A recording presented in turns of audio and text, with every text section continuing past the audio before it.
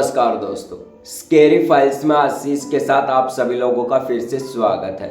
दोस्तों, मैं आशीष कुमार आप सभी लोगों के सामने एक और भूतिया और सच्ची घटना लेकर प्रस्तुत हो चुका हूं, जो कि दोस्तों उत्तराखंड के नैनीताल जिले की है। और ये जो घटना है आज से करीबन 35 से 40 साल पुरानी है, जो कि एक फौजी व्यक्ति के साथ घटी थी। उसकी नई नई फौज में ज्वाइनिंग हुई थी। तो दोस्तों, कहानी में कुछ ऐसा हुआ उस फौजी व्यक्ति के साथ, यानी जो फौजी लड़का था, उसे सुनकर पूरे गांव की दहशत में बदल चुकी थी। पूरे गांव को डर लगने लगा था। तो दोस्तों, कहानी को बिना देरी करते हुए बातों बातों में शुरू करते हैं। तब तक आप अपने कानों में ईयरफोन लगा लें और शुरू हो जाइए आशीष के साथ। नमस्कार दोस्तों, यह घटना एक फौजी लड़के की है जो कि फौज में जॉब करता था, यानी गवर्नमेंट जॉब होती है फौज की, अब प्राइवेट कर दी गई है दोस्तों, क्योंकि अब कोई अग्निवीर चल चुकी है जो कि 4-4 साल की भर्ती होती है। तो पहले जब गवर्नमेंट जॉब थी फौज की, तो वो बंदा वहाँ पर जॉब करता था फौज में, ऐसी नौकरी चल रही थी। तो एक दिन वो अपनी जॉब के लिए वापस आता था, अपने घर आ रहा था। तो जो उसका गाँव था नैनीताल के आसपास पड़ता था, और वहाँ पर मतलब बहुत ही पिछड़ा इलाका था। तो वो जब आता था तो वो जो बस थी वो मेन स्टैंड पर ही रुकती थी, और वहाँ पर उसका गांव करीबन 3 से 4 किलोमीटर दूर पड़ता था। और उस समय कोई इतना अच्छा रास्ता भी नहीं था, और वो जगह थी जो कि मैंने आपको बताया पिछड़ा इलाका था, तो बहुत ही सुनसान सी जगह थी। और वो फौजी अकेला उस रात वहाँ से जा रहा था। तो वो जैसे ही बस से उतरा और अपने घर के लिए चल निकल पड़ता है। तो जैसे जैसे वो अपने घर की तरफ बढ़ रहा था, तो उसे किसी की रोने की आवाज़ सुनाई दी, जैसे कोई लड़की रो रही हो, जवान लड़की ऐसी ही चिल्ला रही थी। तो फौजी ने सोचा कि ये आवाज़ तो जंगल से आ रही है, तो क्यों ना मैं जंगल में जाकर देखूं। तो दोस्तों, यकीन मानिए, आप होंगे तो आपका डर के मारे बुरा हाल हो जाएगा। लेकिन जो फौजी था वो बहुत बहादुर था, और वो अंदर जाता उस लड़की को देखने के लिए, आखिर अंदर हो क्या रहा है जंगल के अंदर। तो वो फौजी लड़का जैसे जैसे जंगल के अंदर जा रहा था, तो वो एक सामने बिल्कुल देखता है, एक लड़की पेड़ के नीचे बैठी हुई थी और रो रही थी। उसे साफ साफ आवाज़ सुनाई दे रही थी फौजी लड़के को।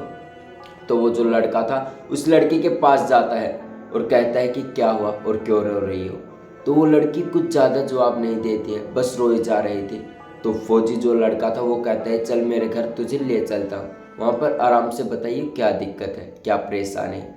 तो ऐसा ही होता है, जो फौजी लड़का था उस लड़की को वहाँ से उठाता है, यानी एक प्रकार से साथ लेता है और अपने गांव में ले चलता है। तो उसके गांव में वो दोनों रहने लगते हैं।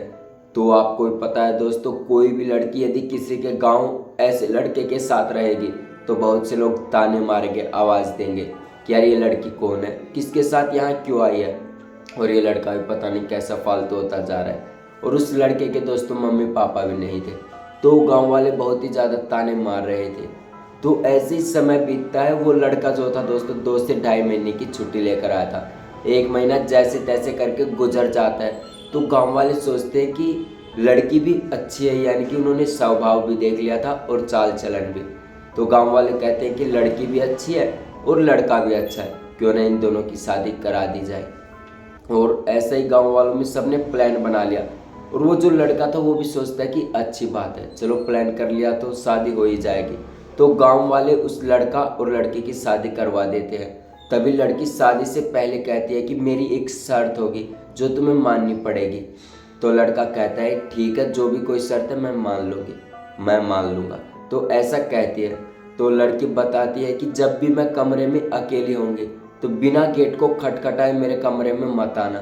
तो जो लड़का था फौजी वो इस बात को मान जाता है और कहता है कि कभी नहीं आऊँगा। तो ऐसे ही समय बीतता है, और अगले ही महीने के अंदर जैसे दूसरा महीना शुरू हुआ था तभी उन दोनों की शादी करा दी जाती है और अच्छे से सब कुछ रहने लगते हैं। धीरे धीरे समय बीतता है, करीबन 5 से 6 साल बीत जाते हैं। जो फौजी लड़का था और वो लड़की आराम से रह रही थी, और उनके 3 बच्चे भी हो चुके थे, जिनमें 2 लड़कियां और 1 लड़के थे, और सब कुछ अच्छा चल रहा था। तो ऐसे ही समय बीतता जा रहा था।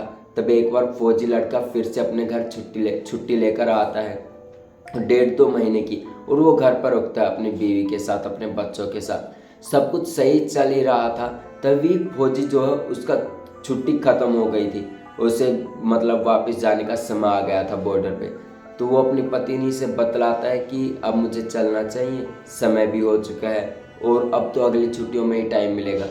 तो फौजी जो था, उसकी जो पत्नी थी, जो कमरे में अकेले रहती थी और बच्चे अलग सोते थे, तो वो कहती है कि ठीक है चले जाओ।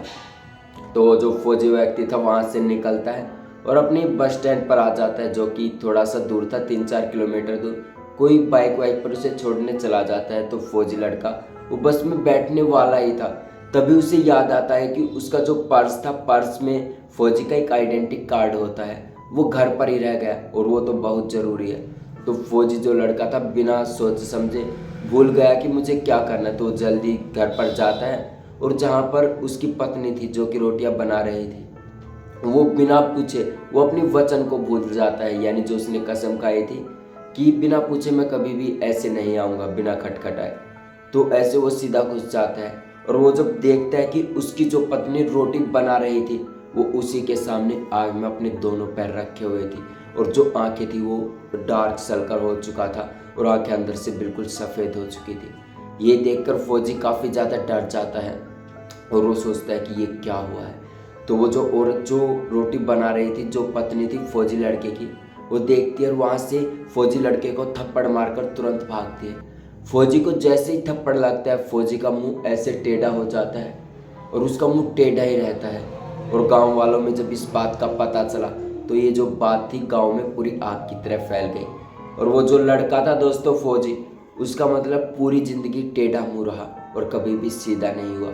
और उसके जो 3 बच्चे थे वही उसकी देखभाल करने लगे थे और ना ही वो लड़का फौज में वापस जा पाया था। ये घटना सच्ची है दोस्तों, जो नैनीताल की है। और इस घटना ने गांव वालों के रोंगटे खड़े कर दिए थे कि आखिर वो लड़की ठीक हो। तो दोस्तों ये थी आज की कहानी जो मैंने विजिट करी है। तो कमेंट सेक्शन में कमेंट करके ज़रूर बताएं कि आपको ये कहानी कैसी लगी, और ऐसी कहानी सुनने के लिए चैनल को सब्सक्राइब कर लें। तब तक के लिए जय हिंद। मिलते हैं अगले शनिवार को फिर से एक और खौफनाक और दिल को दहला देने वाले एपिसोड को लेकर।